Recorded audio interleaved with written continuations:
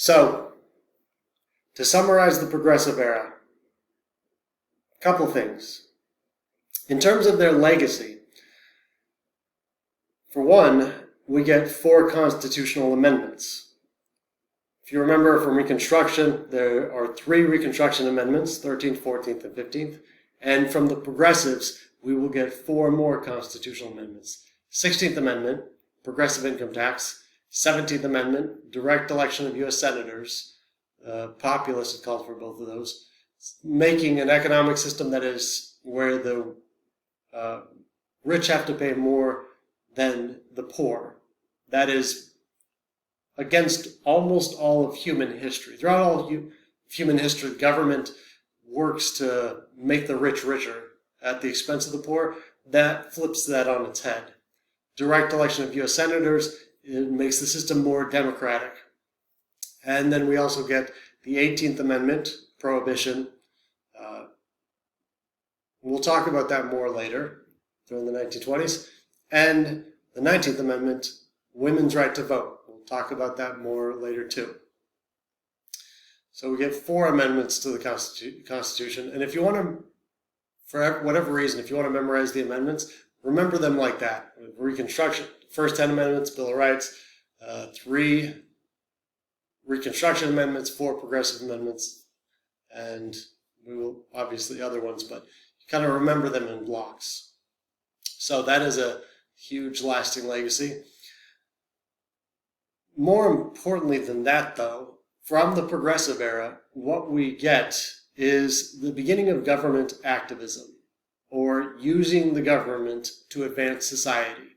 Now, there is a very mistaken belief that that is just something that one party does.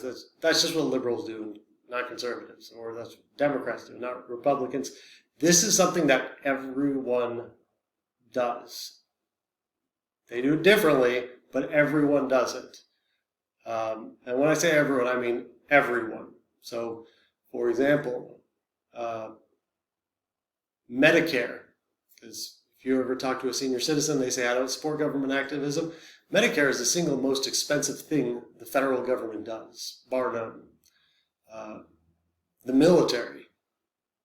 During this period, we will greatly expand the size and scope of the military. That is much bigger government. Immigration restrictions. You need a strong government to do that. Banning abortion.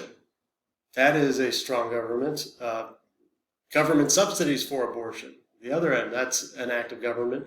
There is a tendency to think that government activism just means like protecting workers or using it to redistribute wealth or just for liberal purposes, and that is not accurate. Both parties, all ideologies, except libertarians, are for government activism. And most libertarians also, they are if you just dig down deep into all their belief systems. But banning books, that is government activism. So government activism from the progressive era, that is something that is virtually continuous to varying degrees for different purposes. But that is a legacy we get from the progressive era. In terms of the national government and corporations, obviously a lot of what was happening in the progressive era was trying to deal with the problems of the Gilded Age. And a lot of the problems stem from corporations. What we see from the progressive era is when push comes to shove, the federal government can be more powerful than corporations because it can both regulate and break them up. So the federal government, if it's used, depending on how it's used, it has the potential to be more powerful than corporations, and it can put a check on corporations. And what is the correct answer in that relationship? If you remember, there are 4 options. Socialism, the government just takes them over. Laissez-faire, or libertarians, government does nothing. Or the 2 in between, antitrust or regulation. What is the correct answer? So socialism, there's never been a socialist government that's worked. Laissez-faire, a government, yeah, there are not examples that I know of the laissez-faire government that is effective. We have tons of examples of it not working, like the Articles of Confederation, first Constitution of the United States, European Union, Confederate States of America, and there's a bunch of little examples. If you want to see a funny one, there's a book called A Libertarian Walks Into a Bear. It's a little town in Vermont that the town was taken over by libertarians, and everything just goes to hell. A bunch of pedophiles show up because, how dare the government tell me what age of consent is? And it's called A Libertarian Walks Into a Bear because they get rid of all the laws about trash and when you put your trash out and stuff like that, because that's government activism. And what inevitably happens is bears start coming into town to get the trash, and then they start attacking people. Anyway, so we'll take those two off the table, libertarian and socialism. What about the other two? Regulation versus antitrust. Well, there is not one simple answer that's right. Obviously, are corporations good for the country? Yeah, they bring in they make the country more powerful. Economically. For all the problems corporations can cause, like let's say Google, it does some very shady things, but we would rather have Google in this country than in another country. If Google, as a corporation, asked to go to be headquartered in a different country, pretty much any country would take them, because obviously with corporations you get power. But that doesn't mean regulation is always the right answer. And that's what's interesting about that you see from the progressive era. Roosevelt, he was all for regulation, but then he ended up launching 44 antitrust suits. Same with Taft. He was for regulation, but he launched 80 antitrust suits. Wilson was all for antitrust, and he will enact a lot of regulations.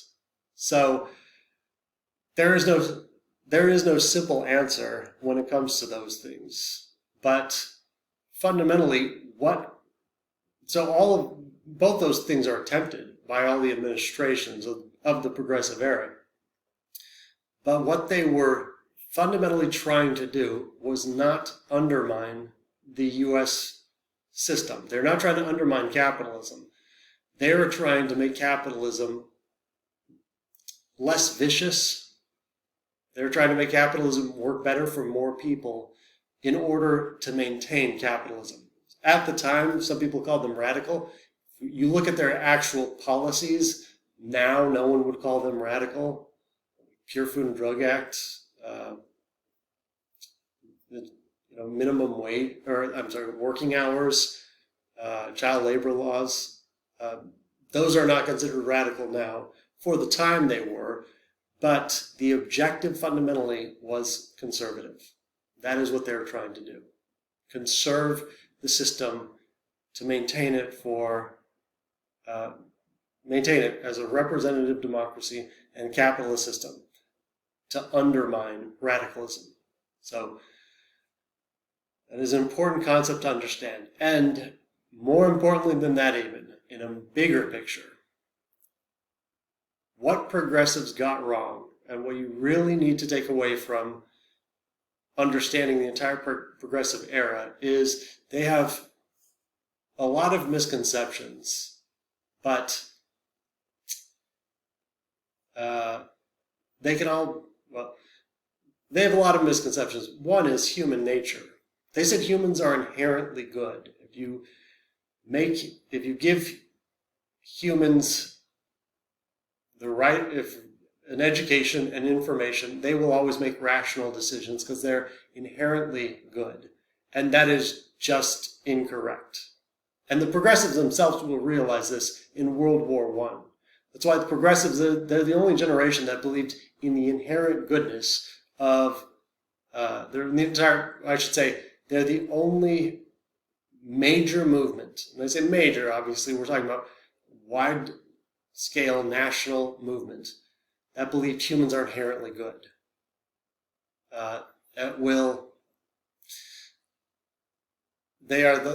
That's one thing that makes them so unique. And again, even they will come to the conclusion that they were wrong. And the reason they were wrong is because it's a false dichotomy. And this is what's so important to understand. Are humans inherently bad? No. Some humans are good, some humans are bad. But more accurately, some people will be good for most of their life, and then they'll do something really terrible, and then there's some people that are absolutely terrible, and then once in a while do something good. That's the norm. Humans aren't inherently good or bad. The debate is kind of pointless. When it comes to antitrust versus regulation, it depends. There were some companies that needed to be broken up, like Standard Oil. There was no way to deal with Standard Oil in sheer size without breaking it up. There's no way to deal with the problems of the oil companies. So they broke it up and then they regulated it. So there's no one size fit all. What about the national government? Is it inherently good or bad? And no matter what anyone tells you, it is neither. It is neither good or bad. Every advanced economy in the world has to have a government. It is an absolute necessity. So government's not good or bad. It is, how is the government being used? Same with corporations. Are they good or bad? There's a lot of people that tend to, especially now, that say corporations are bad, and no, they're not. It is an institution that is meant to make money, and it comes with a lot of good, but they can do bad. It's called either or black or white fallacy. If you ever get a chance when you're in, if you ever get a chance at a four-year university to take a philosophy of logic, you learn these kinds of fallacies. And there are a lot of people that will try to present things as good or bad. Regulations, are they good or bad? Depends on the regulation. Taxes, are they good or are they bad? You have to have taxes. So depends on the tax. Which level of tax are you talking about? How high is the tax? So it's a very unsatisfactory answer, but that, I promise you, is the correct way to understand these things, not as inherently good or inherently bad. It is understanding what they are going to do. And that's where the progressives were so wrong. They believed that humans are inherently good, and so, for example, if you regulate, then you can solve problems. The problem with this is obviously, as you know, from just looking at the Interstate Commerce Commission, the government passes a regulation. Does that mean the problem is solved? Of course not, because what are businesses inherently going to do? Hire really high-priced lawyers and attorneys and accountants and stuff to find ways around the regulation. So what do you have to do? You have to change the regulation. And ICC obviously will be changed several times, but that's true of all regulatory agencies. So what it requires is a citizenry that is always paying attention, that is constantly analyzing, reanalyzing, adjusting. And is it realistic to ask every American to study everything the Security Exchange Commission is doing to regulate the stock market, the FTC to regulate all businesses, Pure Food and Drug Act to regulate all food? No.